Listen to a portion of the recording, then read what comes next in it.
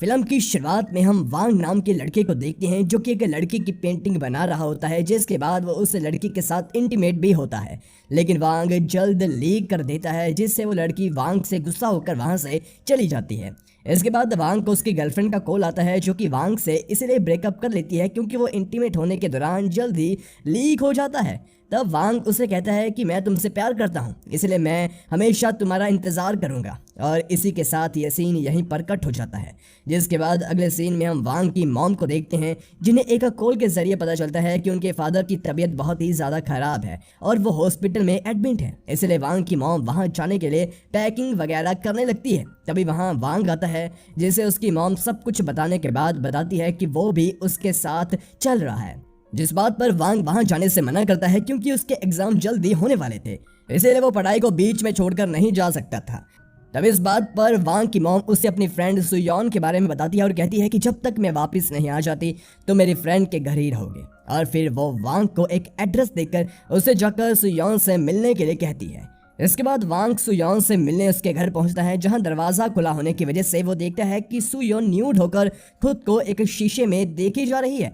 अब ये देखकर वांग से रहा नहीं जाता, इसलिए कुछ देर के लिए वो भी अपनी आंखें सेकने लगता है। हालांकि जब उसे होश आता है तो वो सोचता है कि शायद वो गलती से गलत घर में आ गया, और फिर वो सब कुछ भूल कर अपनी गर्लफ्रेंड के पास उससे मनाने के लिए जाता है। लेकिन वहां भी पहुंचकर वो देखता है कि उसकी गर्लफ्रेंड किसी और लड़के के साथ इंटीमेट हो रही है। और यह देखकर वांग वहां से दुखी होकर सीधा घर चला आता है, जहां उसकी मॉम उससे पूछती है कि वो सुयोन के घर गया या नहीं। यहाँ पर वो झूठ बोलता है कि वो गया था, लेकिन वहां पर कोई था ही नहीं। और फिर इतना कहने के बाद वो अपनी मॉम से खुद को घर पर अकेला रहने देने के लिए कहता है। मगर उसकी मॉम का मानना था कि वो अभी इतना बड़ा नहीं हुआ कि वो खुद का और घर का ख्याल रख सके। इसलिए वो वांग से कहती है कि अगर वो सुयोन के साथ नहीं रहेगा तो उसे भी कल उसके साथ चलना पड़ेगा। अब इस बात पर वांग को वहां रहने के लिए राजी होना ही पड़ता है। जिसके बाद अगले दिन हम सुयोन को वांग के घर पर देखते हैं, जो कि वहां उसे लेने के लिए आई होती है। और फिर वांग सुयोन के साथ उसके घर पहुंच जाता है, जिसके साथ ही उसकी मॉम भी चली जाती है।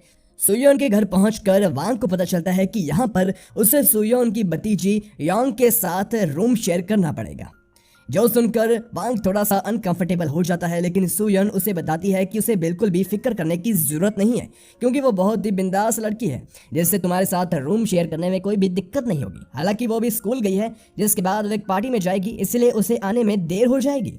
अब इसके बाद हम देखते हैं कि वांग सुयोन की तरफ अट्रैक्ट हो रहा था, जहां वो सुयोन को खाना बनाते वक्त बड़े अजीब तरीके से दिखता है।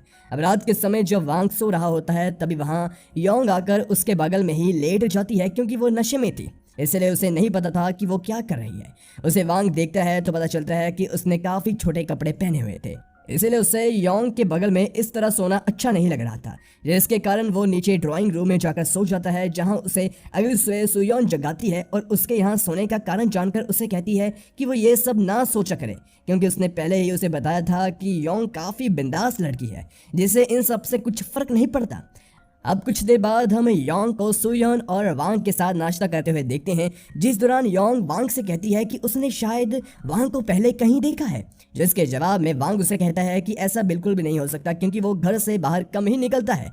फिर हम वांग को उसके कमरे में देखते हैं, जहां योंग जानबूझकर एक्सरसाइज करने के बहाने उसके सामने हॉट पॉजेस देती है। इस पर वांग ज्यादा ध्यान नहीं देता, और फिर उसी रात को योंग वांग से बातों ही बातों में बताती है कि उसका हाल ही में उसके बॉयफ्रेंड से ब्रेकअप हुआ है। और फिर इन सभी बातों को करते हुए वो वांग को सेड्यूस करने की कोशिश करती है, मगर वांग उसे दूर हटकर जमीन पर ही सो जाता है। जिसके बाद हमें आधी रात का समय दिखाया जाता है, जहां हम वांग को देखते हैं, जो कि नीचे सुयोन के कमरे में उसे प्लेजर लेते हुए देखता है। और उसे ऐसा देखकर वांग से रहा नहीं जाता, इसलिए सुयोन से जाकर इंटीमेट होने लगता है। मगर अगले ही पल हमें पता चलता है कि यह सब वांग का एक सपना था। जैसे जागने के बाद वांग देखता है कि योंग भी जमीन पर उससे चिपक कर सो रही थी, इसीलिए वो वहां से उठकर चला जाता है। और क्योंकि अब सुबह हो चुकी थी, इसीलिए वो नीचे जाकर अपने लिए कॉफी बनाता है। तभी उसे वहां पर सुयोन का फोन दिखाई देता है, जिसके वॉलपेपर पर वांग के डैड की जवानी की फोटो लगी होती है। उनकी शक्ल हूबहू वांग से मिलती थी। हालांकि वो इस वक्त काम की वजह से अमेरिका में है, और शायद फोन में ही योंग ने यह फोटो देखी थी, जिसकी वजह से उसे लग रहा था कि उसने वांग को कहीं ना कहीं देखा है। यहाँ वांग को लगता है कि शायद उसके डैड और सुयोन का कोई अफेयर चल रहा है, लेकिन फिर वो इस बात पर ज्यादा ध्यान ही नहीं देता।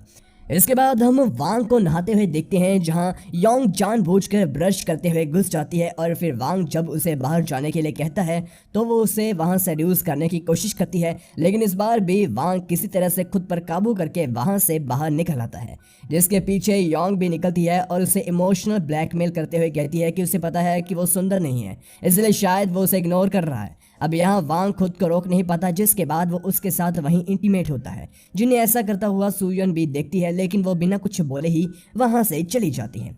इन सब के बाद वांग की नज़र वहां रखी एक स्केच पर पड़ती है जो कि वांग के डैड की ही होती है, और उसे देखकर वांग समझ जाता है कि उसके डैड और सुयन का कोई रिश्ता ज़रूर है।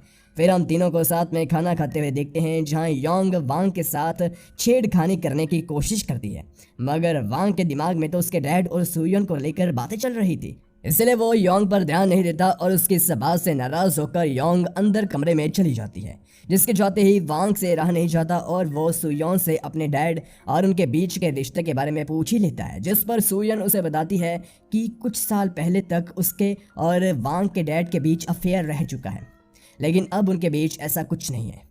ये बात जानकर कि सुयो ने अपनी फ्रेंड यानी कि वांग की मॉम के साथ धोखा किया, वांग अपना सामान पैक करने लग जाता है। साथ ही वो ये भी कहता है कि वो ये सब बातें अपनी मॉम को ज़रूर बताएगा। उसकी इस बात पर सुयोन उसके सामने हाथ जोड़ती है कि ऐसा बिल्कुल भी ना करे, बल्कि वो इसके बदले वांग के लिए कुछ भी कर सकती है। तो अब यहाँ वांग मौके का फायदा उठाकर सुयोन से उसे इंटीमेट होने के दौरान लंबे समय तक कैसे टिके इसके बारे में सिखाने के लिए कहता है, क्योंकि इसके कारण उसकी गर्लफ्रेंड ने वांग से ब्रेकअप किया था और सुयोन भी वांग की मदद करने के लिए राजी हो जाती है। इसके बाद हम वांग को सुयोन के साथ इंटीमेट होते हुए देखते हैं और बीते हुए दिनों के साथ सुयोन वांग को सब कुछ सिखा देती है, जिसके बाद वांग में एक अलग ही कॉन्फिडेंस आ जाता है। इसलिए वो सीधा जाकर अपनी गर्लफ्रेंड से मिलता है, जहां वो किसी तरह उसे अपनी बातों में उलझाकर उसके साथ इंटीमेट होता है, जहां सेटिस्फाई होने के बाद वांग और उसकी गर्लफ्रेंड के बीच रिश्ता अच्छा हो जाता है। वहीं अब कुछ दिन बीतने के बाद जब एक दिन सुयोन और वांग टीवी देख रहे होते हैं, तभी वांग की मॉम का कॉल आता है कि वो कल वापस आ रही है, जिस बात को जानकर वांग को सुयोन से अलग होने का काफी दुख होता है। इसलिए वो दोनों एक आखिरी बार पैशनेटली इंटीमेट होते हैं। वहीं उसी रात सुयोन वांग के डैड की पेंटिंग को जला देती है, जिसका मतलब कि अब उसने उन्हें पूरी तरह से अपने दिल से निकाल दिया। अब अगली सुबह वांग की मॉम सुयोन से थैंक यू बोलकर उससे अलविदा लेने के बाद वांग के साथ चली जाती है, जिस दौरान वांग सोचता है कि पिछले बीते हुए कुछ दिन उसके लिए किसी सपने की तरह थे, जिनके बारे में वो किसी से कुछ शेयर नहीं कर सकता। तो इसी के साथ हमारी ये मूवी यहीं पर खत्म हो जाती है। गाइस, वीडियो पसंद आई हो तो वीडियो को लाइक कीजिए, ऐसे ही वीडियोस के लिए हमारे चैनल को सबसे पहले सब्सक्राइब कीजिए। धन्यवाद।